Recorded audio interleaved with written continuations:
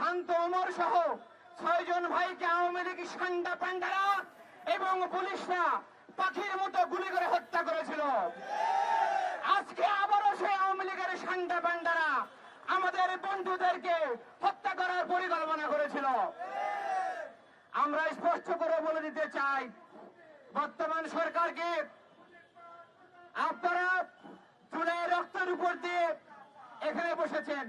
শত শত যুবকেরা তার তাজা রক্ত ঢেলে দিয়ে আপনাদের জন্য চেয়ারকে মসৃণ করে দিয়েছে, কিন্তু আপনারা শহীদদের রক্তের সম্মান দিতে ব্যর্থ হয়েছেন। শুধু তাই নয়, আমরা দেখেছি আপনারা ইনভেস্টমেন্ট সামিট বোঝেন, আপনারা সুইজারল্যান্ডের সফর বোঝেন, সুইডেন সফর বোঝেন, মানবিক করিডোর বোঝেন, কিন্তু আওয়ামী লীগের বিচারকে আপনারা বোঝেন না, আওয়ামী লীগকে গ্রেপ্তারকে আপনারা বোঝেন না। আপনাদেরকে উত্তর দিতে হবে, আপনারা কবে এই সচিবালয় থেকে আওয়ামী লীগের দালালকে উৎখাত করবেন? আপনারা কবে এই পুলিশ লীগ এবং গোয়েন্দা বাহিনী যারা জুলাই গণহত্যায় জড়িত ছিল তাদের আপনারা কবে বিচারের মুখোমুখি করবেন? আমরা সেটা আজকে জানতে চাই। আপনাদের যে কচ্ছপের গতি, এই কচ্ছপ গতি দিয়ে শহীদদের এবং পঙ্গুত্ব বরণকারী গাজীদের স্বপ্নের দেশ আপনারা করতে পারবেন না, তা জনগণ ইতিমধ্যেই বুঝে গেছে। আমরা বলতে চাই, আপনারা বিপ্লবী হয়ে উঠুন, আপনারা বিপ্লবী হয়ে উঠুন।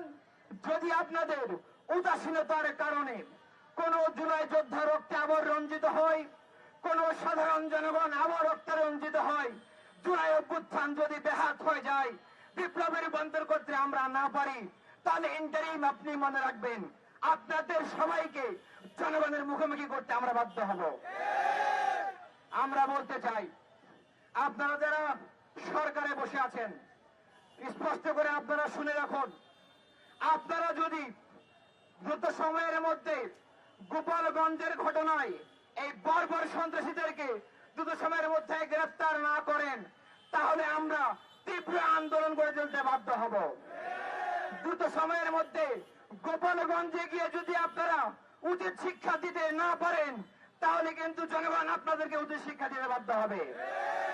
সংগ্রামী উপস্থিতি, ইসলামী ছাত্র শিবিরের পক্ষ থেকে আমরা এই ঘটনার তীব্র নিন্দা এবং প্রতিবাদ জানাচ্ছি এবং আরো আহ্বান করছি, কম সময়ের মধ্যে সবাইকে গ্রেফতার করে জনগণকে বুঝিয়ে দিন যে আপনারা শহীদের রক্তকে সম্মান দিতে জানেন, জনগণের ভাষাকে আপনারা বোঝেন, তরুণদেরকে আপনারা গুরুত্ব প্রদান করেন।